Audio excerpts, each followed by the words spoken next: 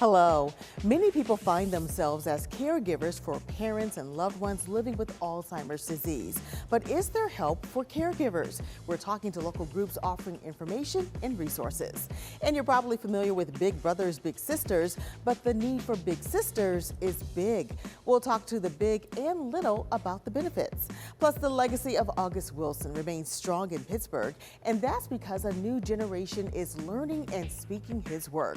The regional August Wilson New Voices competition is coming up. We'll hear from a past winner. So pull up a chair and meet us at the corner. Intersection starts right now.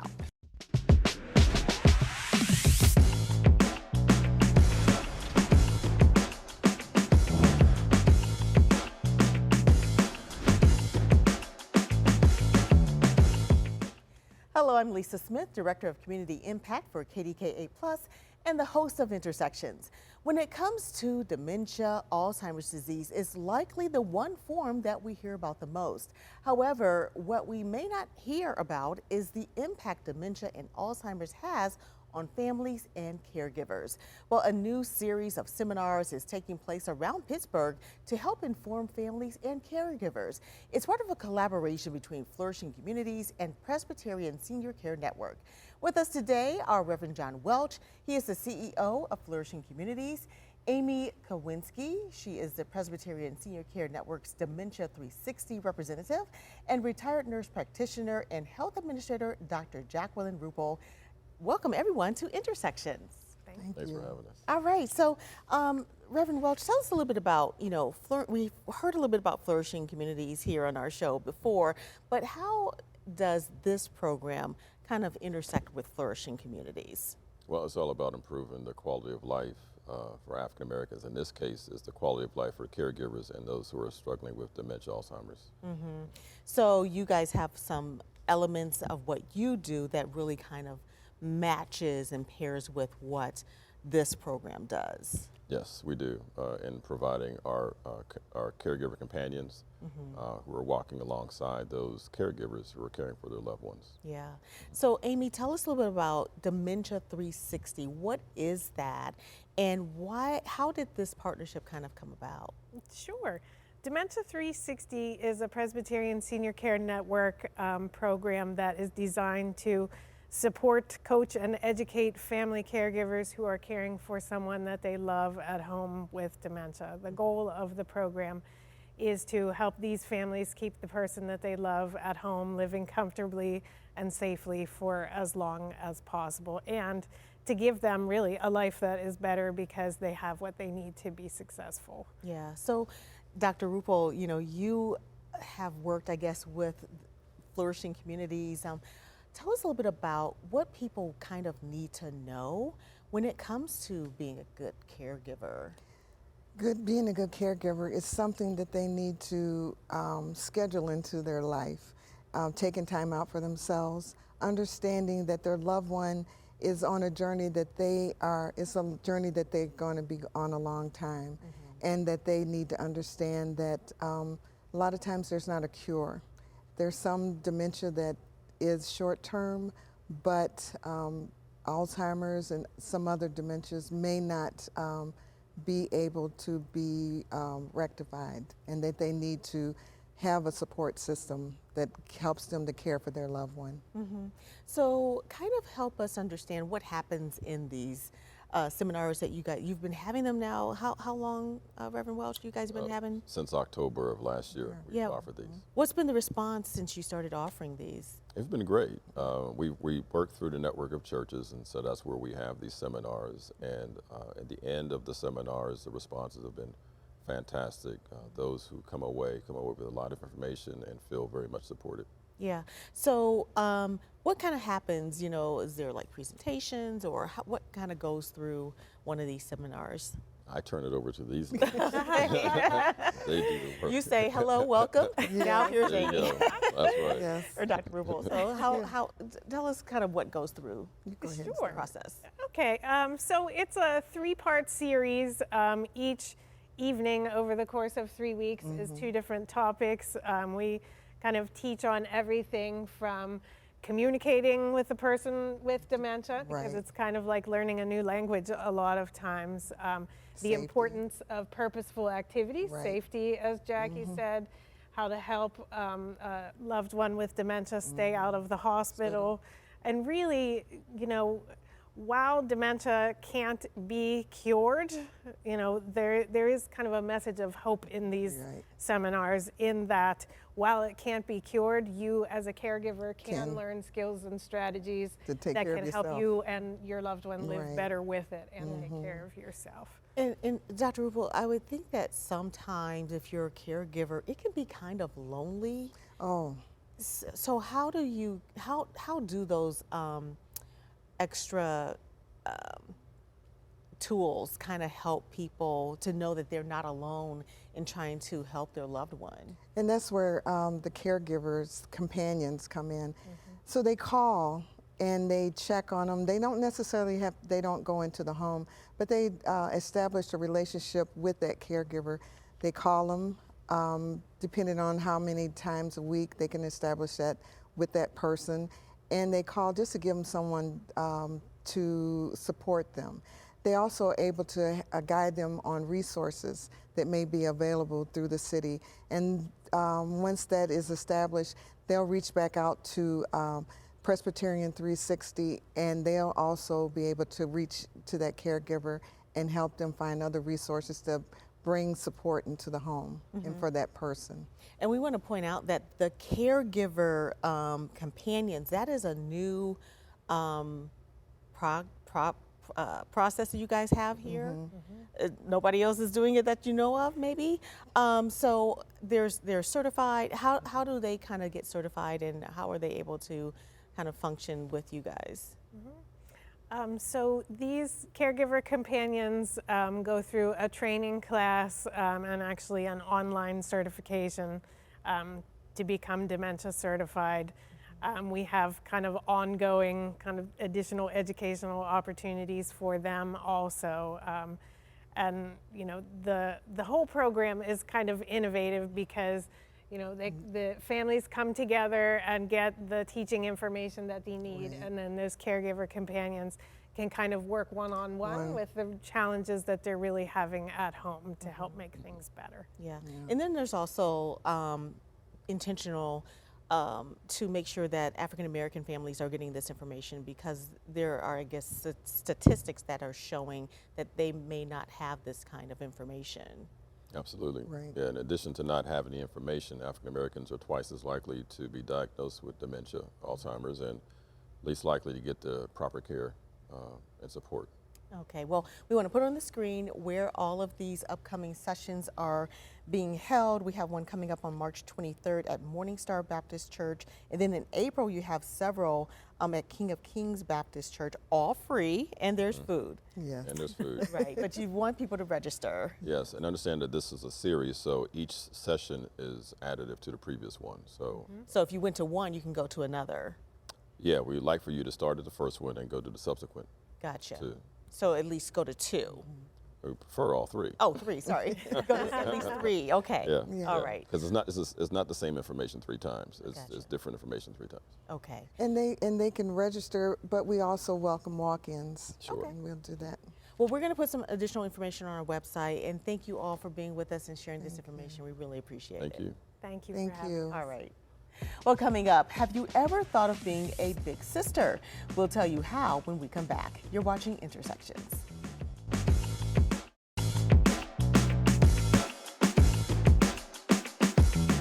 Well, for years, Big Brothers Big Sisters have paired mentors with mentees for some memorable moments. However, many times little sisters are on a wait list because there aren't enough big sisters to serve as mentors. Big Brothers Big Sisters is working to change that. So joining us today are Maggie Gill Bavard. She's the Director of Outreach and Recruitment for Big Brothers Big Sisters of Greater Pittsburgh. Lindsay Litterini is a big sister, and Sarah Barsati is her little sister. Welcome, ladies, to Intersections. Thanks, Lisa. So this is really an interesting topic because I know we hear a lot more about big brothers, it seems, but big sisters and pairing them with little sisters, there aren't enough big sisters. Why is that? Sure. Yes, so we are Big Brothers Big Sisters of Greater Pittsburgh. So we service all of Allegheny, all of Washington, and all of Greene counties. So we have a wide range of littles on our waiting list looking for big sisters. Right now, we have about 100 little sisters on our waiting list. We are seeing an uptick in that as a result. Everyone keeps seeing on the internet that 4 years ago today, the world has changed. And we are needing mentors more than ever to be able to match big sisters and little sisters together as a result of the world kind of coming back, and that people need that extra support. And we know there are big sisters out there. People just need to know about the work that's being done. And with shows like this, we're able to promote the work that's being done with great big sisters and little sisters in our community. People just need to know about that wait list. Yeah. Tell us about how are the pairs? How do those pairs happen? Sure. So little sisters and big sisters come through an enrollment process where everyone is interviewed. During that interview, likes, dislikes, upbringings, career paths, all of those sort of questions, preferences are asked during the interview process. And then based on the interview, we match within a certain radius. Because we live in Pittsburgh, we know that we don't go through tunnels, right? So we match within about a 20-30 minute radius from where the big lives to where the little lives. And that is how we make the match. So likes, dislikes, what you're interested in. Yeah. You guys both like riding bikes, you head on out and ride your bike together. You both like ice cream, we can do that sort of thing. Yeah. Whatever the match is interested in doing together, that is what the relationship's about, experiences and being together and sharing wonderful memories. Yeah. So Lindsay and Sarah, how long have you guys been paired together? 7 years. 7 years. Wow. How old were you at the time? I was in 6th grade, so probably like 13. 12, yeah. Yeah. So tell us about this relationship. Lindsay, what's it been like? What kinds of things have you been able to do? I think one of the interesting things about our match is that we've kind of gone through every program that Big Brothers Big Sisters has to offer, starting when Sarah was in middle school, and that has enabled us to grow and build our relationship throughout 7 years in a variety of ways. Seeing her in school and with her peers, and then moving into the community-based program where we could really expand on those interests that we realized we had a lot in common and some things that were different. And then we grew into high school, and Sarah, was in the Mentor 2.0 program at Brashear High School, and then now we're in the college post-secondary program. Now she's in college, so along that path, we've really gotten to explore a lot of different activities, interests. We were talking about some of our favorite things today, and there was a picture I just saw of us visiting her at college. Some of those experiences, though, are simple. Going out for the holidays and checking out Market Square every year, checking out disc golf for the first time when we offered that activity at Big Brothers Big Sisters. And I don't know if you want to talk about some of your favorites. Yeah, we went to a Taylor Swift concert for my birthday. That's a big deal, I'm going to say. Going to see Taylor Swift is pretty big, yeah.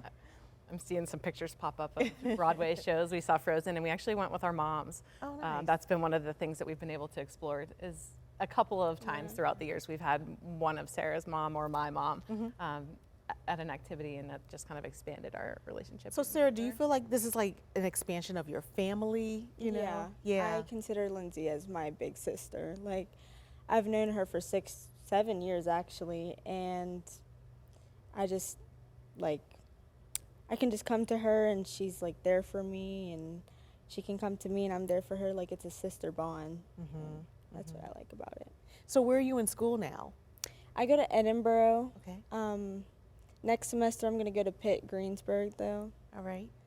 So, I'm guessing, Lindsay was at your graduation and things like that. Yeah. So what would you tell another young lady who is like, oh, should I have a big sister? I would say to go for it. Even if it's like a lot of work or you don't have time, like, there's always time to have someone there for you, to help you with school, to like go out and do something with someone. Like, there's always that person to be there for you. Yeah. So I would say to join the program. And Maggie, I guess you probably want to note that they're not just any kind of pair here. They are an award-winning pair. What is the award that they won? So they are the Pennsylvania Big Sister and Little Sister of the Year. Wow. So they are through a nomination process, and they go on to the national level. And we hope that they'll be joining us in Dallas in June to win the national award. Very nice, very nice. So we want to put on our screen how people can sign up. I guess there's an online application that they can take, and it's through the Big Brothers Big Sisters website, correct? Yep. So if you're interested in being a big, you can go to bbbspgh.org, and it says "Let's get started. Start today," and that's how you become an enrollment to become a big. We are happy to talk to you. We have a customer service representative, Andrew, who's happy to talk to anybody, walk you through the process. You're never left alone with us. We have a great team at Big Brothers Big Sisters that guide you through the process of being matched, and when you're matched, their match support specialist has been able to provide those opportunities to them. There's a great team at Big Brothers Big Sisters that is enjoying the work that they do because people like Sarah are the future of Pittsburgh. And we want to be able to match as many littles with bigs that care about the future. All right. Well, thank you all for being with us and talking about Big Brothers Big Sisters, and congratulations on all of your success. Thanks, Lisa. you. All righty. Well, coming up, young artists are bringing August Wilson's words to life as part of a regional and national competition. Intersections. We'll be right back.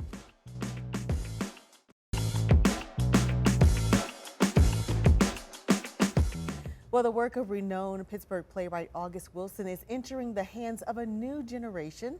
Students from across the country and here in Pittsburgh are entering a competition to perform a monologue based on Wilson's Pulitzer Prize winning work. The regional August Wilson New Voices competition is a few weeks away, and this year the national competition will take place right here in Pittsburgh. Joining me today are Demetria Bocella with Demetria Bocella Productions and the regional August Wilson New Voices competition, which is presented by the Bill Nunn Theater Outreach Project. And also the 2023 winner of the competition, Chris Russell. Welcome both of you to Intersections. Thank you. Thank you for having us. Yeah, so, Demetria, you've been here several times, but I don't think we've ever had a chance to talk about this program and this part of what you do. So talk a little bit about, what is this monologue competition? Right. And how long has it been around? Oh my gosh. So my professional background is in arts and philanthropy. And during that time, I had the pleasure of meeting the late, great film and stage actor, Bill Nunn. And so when Bill came back to Pittsburgh, he wanted to start a theater outreach program. And so I helped him create the Bill Nunn Theater Outreach Project. And it was through Bill who brought the August Wilson Monologue Competition to Pittsburgh, which is a national competition that celebrates the legacy of August Wilson through the voices of our youth. And Bill, he said that he would always say that our kids need to know who August Wilson is, just like how they know, Shakespeare. So, yeah, it's such a wonderful program. Yeah. So, Chris, you were in the competition last year. Was that the one time, or had you been in it before? I have been in it before. Okay, yes. but last year was just like you just blew it up everybody away, apparently. So tell us a little bit about what the experience is like. What is this whole process like, kind of going through, the competition and preparing, your monologue, selecting your monologue. Let's kind of walk us through what it's like. Yeah, definitely. For start, I definitely did. I did the competition my freshman year, and I remember I was a nervous wreck. I was really scared. I was only a freshman. It was my first time ever holding a script, and I really didn't know how to work around that. And then I remember I went downtown, and that's where I got to meet the amazing Miss Demetria. I also got to meet amazing coaches and amazing friends that I have now, Melina, Felton, and Tamby, whenever we did that, we worked on script analysis, and we basically hit the pinpoints of how to go through that and what memorizations tools we can use. And it was an amazing moment, opportunity, and after that I kind of just fell in love with the arts in general, so that was a very incredible moment for me. Yeah. And then you got to go to Chicago for the national. Last year, the national was in Chicago. What was the competition like? Like, who the other young people who are performing? Like, did you guys form a bond, or did you learn things from watching them? Like, what was that like for you? Yeah, the best thing about being a part of this competition is that there is no competition. It doesn't feel like it. Whenever I made it to Chicago, and even whenever I was in workshops here in Pittsburgh, I got to have the opportunity to bond with many young artists that looked like me, you know, and that really shared that same passion of mine. And from there, that was kind of our hit point. And even to this day, I still talk to all of them, and I'm really close friends with many of the students that participated in the competition. Very nice. So, Demetria, how big of a deal is it that the national competition will be here in Pittsburgh this year? Yes, yes. So we've been championing for the competition to be held here in Pittsburgh because we feel like we're ready. We have the August Wilson House, his birthplace, August Wilson's birthplace. We have the great August Wilson Center right here downtown with the permanent installation, the Writer's Landscape, and then we have the August Wilson Archive right at Hillman Library. And a lot of these young people and the institutions that present the August Wilson, now it's called August Wilson New Voices, August Wilson New Voices program, they've studied, they're scholars, and they know a lot about August Wilson, and they appreciate, when they see Carnegie Library, they know, wow, that's where August Wilson spent a lot of his time at the library, when he stopped going to school at Gladstone.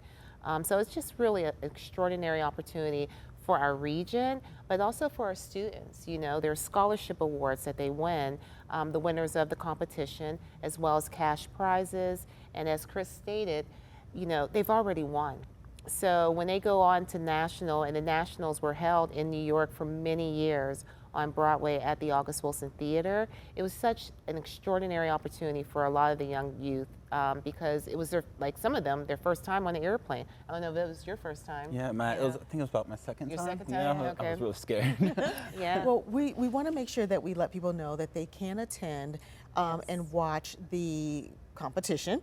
It's going to be on, the regional is going to be on April 15th Yes. from 6 until 8 p.m. at the Right. Manchester Craftsman Guild, and it's free. It's free. You just want people to go online and register through the Eventbrite. Yes. So we have that on our. Because there'll be a little reception, food, Okay. drinks. But yeah, it's free, open to the public. Come out and cheer on our youth. All right. Yes. Sounds wonderful. Thank you both so much for being with us. We appreciate Thank it. you. All right, Thank I'll you. be there. Yay. All right, thanks again. And I'll have my last word when we come back. Voice. What is its purpose and how should it be? Each of us at some point use our voices to speak up when needed for ourselves or someone else. Our voices can be powerful, whether advocating for a caregiver, for someone with dementia, or speaking wisdom to a young mentee or little sister, or speaking the words of a Pulitzer Prize winning playwright with a youthful lens.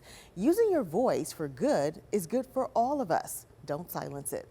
Thanks for watching. We'll see you next time on Intersections.